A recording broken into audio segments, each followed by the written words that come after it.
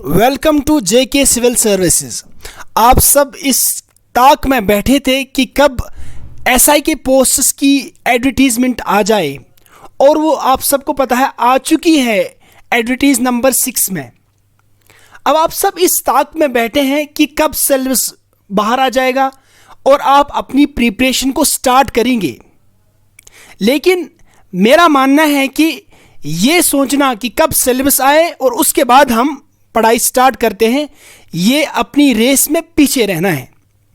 इसलिए मैंने यहाँ पर एक बात लिखी हुई है नीचे आपकी स्क्रीन पे, अर्ली द बेस्ट, कि जितनी जल्दी आप स्टार्ट करोगे प्रिपेयर करना, उतना आप आगे बढ़ जाओगे रेस के अंदर। तो सिलेबस तो आ ही जाएगा, लेकिन एक इंट्यूशन आपके सामने है, प्रीवियस जो सिलेबस आ चुका है उससे मिलता है कि क्या सिलेबस हो सकता है। तो जैसा इस नोटिफिकेशन में आया था कि जो यहाँ पे ऑब्जेक्टिव टाइप क्वेश्चन होगा, मल्टीपल चॉइस आंसर क्वेश्चंस होंगे और नेगेटिव मार्किंग 0.25 की होगी। और साथ में ये भी कहा गया था कि इसका जो सिलेबस है वो उसकी नोटिफिकेशन वो सेपरेट नोटिफिकेशन में बताया जाएगा आपको। तो लेकिन जैसे मैंने आपसे डिस्कस किया कि हम अगर पुराने सिलेबस, पिछले सिलेबस की बात करें और उसको उठा के देखें, तो हमें ये पता चलेगी कि हमने अपनी प्रिपरेशन कैसे करनी है। तो ये वो सिलेबस है आपके सामने, ये वो पुराना सिलेबस है जो कि जेकेपी ने कंडक्ट किया था, और ये रहा वो सारा सिलेबस। लेकिन इस वीडियो में मैं आपको स्पेशली जो यहाँ पे आप एंड पे देख रहे होंगे, जनरल मेंटल एबिलिटी, यानी जो आपका कॉन्ट होता है, एप्टीट्यूड होता है, उसका डिस्कस करने वाला हूँ कि उसका सिलेबस किस तरह का होगा और आपको अपनी प्रिपरेशन कैसे स्टार्ट करनी है। क्योंकि आप देखो कि ये वो पोर्शन है आपके सिलेबस का कि इसमें आपका एक भी पॉइंट नहीं गिरना चाहिए। अगर 20 क्वेश्चंस इसमें आते हैं तो आपके सारे 20 के 20 क्वेश्चंस इसमें होने ही चाहिए, क्योंकि इसमें एक्यूरेसी बराबर होगी। जो क्वेश्चन आप करोगे वो बराबर होगा।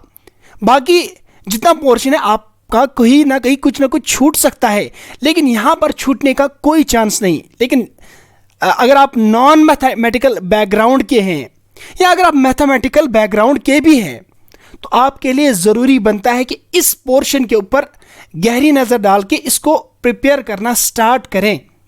तो मैं एक और चीज़ यहाँ पे जुलाई में एक ये बात भी बताई गई थी कि सिलेबस में किस तरह का क्या होगा, लेकिन अब इस नोटिफिकेशन में ही बताया गया कि एक जो है सेपरेट नोटिफिकेशन आ जाएगी।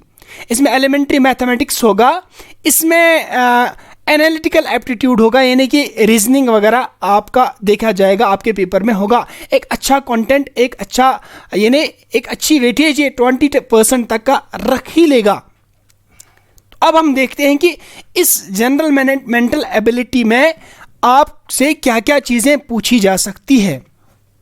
अब देखिए यहाँ पर मैंने लिखा है नंबर सिस्टम, सिंप्लीफिकेशन, उसके बाद ratio, proportion, average, percentage, time and distance, simple interest, compound interest, unitary method, time and work. तो ये वो सारा सिलेबस है जो कि आपने मेंटल एबिलिटी का इन्हें इसमें आपने प्रिपेयर करना है। अभी मैं कैसे बताता हूँ, ये सब चीज़ें होंगी। देखिए आप जेके एसएसपी के बाकी एग्जाम्स भी देखें तो उन सब में भी यही सिलेबस आपको मिलेगा, पहली बात। और दूसरी बात, जब आप एसआई का पुराना पेपर उठा के देखते हैं तो इसमें से आपको मैक्सिमम पोर्शन जो मैंने यहां पर लिस्ट किया है टॉपिक्स, इन ही टॉपिक्स में से वो सब कुछ निकलेगा। ओके, तो आगे बढ़ते हैं। सबसे पहले अगर नंबर सिस्टम की बात करें तो बेसिक है कि जब आप किसी भी चीज़ से डील करते हैं, मैथमेटिक्स हो या आप एप्टीट्यूड में चाहे रीजनिंग वगैरह की बात हो, तो वहाँ पर आप नंबर्स के साथ बखूबी डील करते हैं। इसलिए नंबर सिस्टम सबसे पहले रखा गया, जहाँ पर आपने सब कुछ यानी जो कि आप 8, 9, 10th में पढ़ते आए हैं, होल नंबर्स, नेचुरल नंबर्स और जो है प्राइम नंबर्स, को प्राइम नंबर्स को पहचानना, तो ये सब इसके अंदर आ जाएगा। ठीक है, तो ये सब सारे नंबर सिस्टम सारा आपने पढ़ना है। इसमें आपका एलसीएम और एचसीएफ कैसे निकालते हैं, रैशनल नंबर्स का एलसीएम एचसीएफ, और भी कुछ चीज़ें हैं, कोई कुछ ट्रिक्स है जो चीज़ें आपको इस पोर्शन में पूछी जा सकती है। आगे बढ़ते हैं सिंप्लीफिकेशन। देखिए नंबर्स आपके सामने हैं, अब इन नंबर्स को लेकर सिंप्लीफिकेशन के मुतालिक कुछ ऐसी प्रॉब्लम्स दी जाती है जो दिखने में बहुत खतरनाक होती है, लेकिन करने में जब आपको ट्रिक्स और जब आपको यानी आपकी जो बेस है, बुनियाद है, जब वो सही होगी तो आप अच्छे से सिंप्लीफाई कर सकते हो। आप बड़ी बड़ी प्रॉब्लम्स को भी सिंप्लीफाई कर सकते। दिखने में कभी कभी कोई प्रॉब्लम रूट के अंदर √4 - a डिवाइड बाई √4 + a, कुछ इस तरह की प्रॉब्लम आपको दिखने की मिलती होंगी ऐसे एग्जाम्स में, और जिनका आंसर इन्हें बिल्कुल एक यहाँ पे दिया होगा, इसका आंसर 4 है, या ए को बताया जाएगा, आप बताओ ए किसके बराबर है, या दो इक्वेशंस को इक्वेट करके ऐसी कोई इक्वेशन होगी। इसमें जनरल एक इन्हें अगर आप रैशनलाइजेशन आपको आती है या आपको कुछ और भी इन्हें जो स्टेप्स इसमें सीखने हैं वो आपको आने चाहिए। आगे बढ़ते हैं रेशो और प्रोपोर्शन की ओर। तो रेशो और प्रोपोर्शन आपको पता है कि क्वेश्चंस इसमें भी बहुत सारे आते हैं, बल्कि पिछले एसआई में भी इसमें एक क्वेश्चन आया था। इसमें रेशो प्रोपोर्शन में कभी ये पूछा जा सकता है कि यानी बहुत सारे क्वेश्चन आपको देखने को मिलेंगे। तो बुनियादी चीज़ें यानी एक का रेशो, गर्ल्स बॉयज़ का रेशो किसी क्लास में 4:6 है, तो आप बताओ टोटल स्ट्रेंथ क्या है क्लास की। अगर क्लास की स्ट्रेंथ इतनी है तो आप बताओ बॉयज़ की स्ट्रेंथ क्या होगी। तो छोटे छोटे क्वेश्चंस आपसे पूछे जा सकते इसमें से। आगे बढ़ते हैं एवरेज की ओर। एवरेज भी जो है एक बहुत इंपॉर्टेंट टॉपिक रहता है। एवरेज पे भी आपको क्वेश्चंस देखने को मिलेंगे, ठीक है। बुनियादी चीज़ें हैं, बुनियादी फॉर्मूला है। देखो आप बहुत चीज़ें क्या करते हो, ज़्यादातर जो नॉन मैथमेटिकल बैकग्राउंड होता है तो वो क्या करते हैं, वो ज़्यादातर इन्हें एवरेज हो या रेशो प्रोपोर्शन हो, इसके अंदर भी फॉर्मूलाज को रटते हैं। हालांकि मैथमेटिक्स कोई रटने की चीज़ नहीं है, बल्कि ये तो ट्रिक्स और टिप्स भी तो वो तो बात की चीज़ है। लेकिन जब आपकी बुनियाद सही होगी तो आप कोई भी क्वेश्चन टैकल कर सकते हो, चाहे वो क्वेश्चन आपका कितना ही आपको इन्हें मुश्किल दिखे। लेकिन अगर आपकी बेस स्ट्रांग हो तो आप ये सब कर सकते हैं, ठीक है। अब ये इसको फॉलो करते फिर परसेंटेज के क्वेश्चंस बहुत इन्हें बखूबी आपको देखने को मिलते हैं। परसेंटेज के क्वेश्चंस बहुत सारे क्वेश्चंस होते हैं, इसमें कॉम्प्लेक्स प्रॉब्लम्स बनती है, सिंपल प्रॉब्लम्स भी हो सकती हैं। सिंपल चीज़ें पूछी जाएंगी आपसे, या 30% का 20%, 30% ऑफ, 20% ऑफ, इस तरह से कुछ चीज़ें होती है। ऑफ कुछ नंबर होगा 845, तो ये दिखने में बहुत इन्हें कड़क प्रॉब्लम है। 1 मिनट से कम में एक सवाल किया जा सकता है अगर आपने सही चीज़ से इस चीज़ को समझा होगा कैसे करना है, ठीक है। या आपकी कुछ वर्ड प्रॉब्लम्स भी बनती है, परसेंटेज में ज़्यादातर वर्ड प्रॉब्लम्स ही पूछी जाती है। उसके बाद टाइम एंड डिस्टेंस में ट्रेन्स की प्रॉब्लम्स या रिलेटिव मोशन की प्रॉब्लम। आपको एक ट्रेन यहाँ से आ रही है, एक अपोजिट में आ रही है, तो अब आपको बताया जाएगा कि इनकी स्पीड के साथ क्या होगा, या स्पीड निकालने को कहा जाएगा। या ट्रेन्स एक दूसरे को क्रॉस कर रही है, एक की स्पीड दूसरे से 10 मीटर पर सेकंड, 10 किलोमीटर पर सेकंड ज़्यादा है, तो इसको कितना टाइम लगेगा पूरी ट्रेन को कवर करने में। कुछ ऐसे क्वेश्चंस भी देखने को मिलेंगे इसमें, ओके। उसके बाद सिंपल इंटरेस्ट। देखिए ये आपकी कुछ बुनियादी मैथमेटिक्स की चीज़ें हैं, जब आप ये कर लेते हैं ना, बाकी मैं आपको फिर सिंपल इंटरेस्ट, कंपाउंड इंटरेस्ट, अगर आपकी परसेंटेज स्ट्रांग है, अगर आपको परसेंटेज के साथ डील करना आता है तो आपका ये भी ईजी है। इसमें क्या, फिर एक फॉर्मूला रट लेते हो और वो फॉर्मूला से आपको समझ में आ जाता है। लेकिन फॉर्मूला से बढ़कर ये चीज़ है कि आप कॉन्सेप्चुअली कितने स्ट्रांग हो, आपको इंटरेस्ट कितना सही से समझ आया है। समझ में आ रही है बात? तो कॉन्सेप्चुअली इस चीज़ को समझना। उसके बाद यूनिटरी मेथड में जैसे फॉर एग्जांपल कोई बंदा जो है पेन्स लेता है, 500 रुपए के पेन्स जो है पढ़ते हैं 1000 रुपए में, ठीक है। 500 पेन्स पढ़ते हैं 1000 रुपए में या 2000 रुपीज़ में। आपसे पूछा जा सकता है कि बताइए कि 300 पेन की क्या कीमत होगी। तो आप क्या करते हो, आप पहले एक पेन की कीमत देखते हो, एक पेन की कीमत, तो आप इसी को यूनिटरी मेथड कहते हैं। एक ही, अगर 500 पेन की कीमत 2000 है तो एक की क्या होगी, एक की होगी सीधे 2000 डिवाइडेड बाई 500। अब ये आपकी बेस लग गई, या आपको यूनिट इन एक एक क्वांटिटी के मुतालिक पता चल गई। इसके बाद आप किसी भी क्वांटिटी किसी भी इन्हें मल्टीप्लाई करके निकाल सकते हो। मल्टीप्लाई 300 करके 300 पेंस की कीमत आपको पता चलेगी। ठीक है, इस तरह इसी को हम यूनिटरी मेथड कहते हैं। उसके बाद time and work. Time and work बहुत इंपॉर्टेंट है, ये सबसे नहीं कुछ इसमें बहुत इंपॉर्टेंट है, जैसे ratio, proportion, average, percentage, time and work, ये तो पूछा ही जाता है जेके एसएसबी के एग्जाम्स में। टाइम एंड वर्क बहुत इंपॉर्टेंट कॉन्सेप्ट है, बहुत इंपॉर्टेंट कॉन्सेप्ट है। छोटा सा कॉन्सेप्ट है टाइम एंड वर्क के अंदर, लेकिन बहुत इंपॉर्टेंट टॉपिक है। इसमें पाइप्स एंड सिस्टर्न्स के भी जो है क्वेश्चंस बन जाते हैं। पाइप्स एंड सिस्टर्न्स की भी, यानी अगर एक पाइप इतने इस फ्लो से जो है पानी भर रहा है, इतने घंटे लगा रहा है, दूसरा पानी या किसी सिस्टर्न के अंदर कोई जो है होल है तो वहाँ से पानी निकल रहा है इतने टाइम में, तो अगर ये यहाँ से पाइप हमने डाली हुई है तो इसको फुल करने में कितना टाइम लगेगा, या यहाँ से लीक है तो इस लीक से निकलने में कितना टाइम लगेगा। तो इस तरह की प्रॉब्लम्स या तो उसको टाइम एंड वर्क में डाल दीजिए या तो पाइप्स एंड सिस्टर्न्स में डाल दीजिए। अगर आप टाइम एंड वर्क आ गया, समझ में आ गया, तो पाइप्स एंड सिस्टर्न्स आसान है आपके लिए, ये सब समझना होगा। ठीक है, उसके बाद प्रॉफिट लॉस। प्रॉफिट लॉस भी मैंने कहा ना, इन्हीं टॉपिक्स में से फिर आपको प्रॉफिट लॉस भी समझ आएगा। मे भी कभी कभी क्या होगा कि ये जो बाद वाले टॉपिक्स मैंने यहां पर लिखे हैं ये तो होंगे क्वेश्चंस में, लेकिन सिंप्लीफिकेशन के लिए आपको ये और ये परसेंटेज, ये दो तीन चीज़ें जो है, या सिंप्लीफिकेशन, इन चीज़ों की ज़रूरत पड़ सकती है। ठीक है, उसके बाद क्लॉक्स, मेंसुरेशन में भी क्या होता है, आपको पूछा जाता है क्वेश्चंस।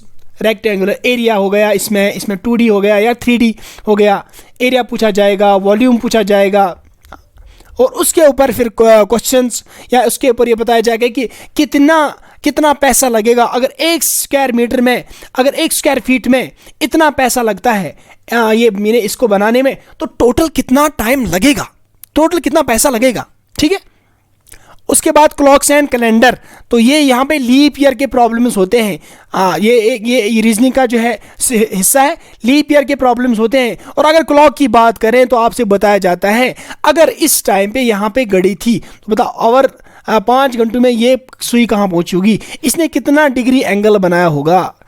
ठीक है, बुनियादी चीज़ें। ट्रिग्नोमेट्री बहुत इंपॉर्टेंट, आप देखोगे एसआई के इन्हें इस जो पुराना जो पेपर था उसमें ट्रिग्नोमेट्री का एक क्वेश्चन आया था।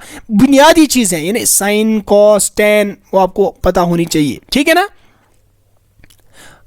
और उसके बाद डाटा इंटरप्रिटेशन जैसा आपने पता है कैसे डाटा को इंटरप्रेट करते हैं, रीड करते हैं, स्टडी करते हैं और कैसे डील करते हैं डाटा के साथ। जब आप पाई चार्ट्स को देखते हो, बार चार्ट्स को देखते हो, आपको बस देख के बताना पड़ेगा कभी कभी कि इस पे क्या होगा। ठीक है, उसके बाद नंबर सीरीज पे तो ये तो रीजनिंग का बहुत इंपॉर्टेंट टॉपिक है कि नंबर सीरीज चाहे वो वर्बल हो, चाहे वो न्यूमेरिक वैल्यू हो, न्यूमेरिक जो सीरीज हो 1 3 7 डैश आगे जो है इस तरह से, या वर्बल हो AJK तो यहाँ पे भी आपका क्वेश्चन बन सकता है।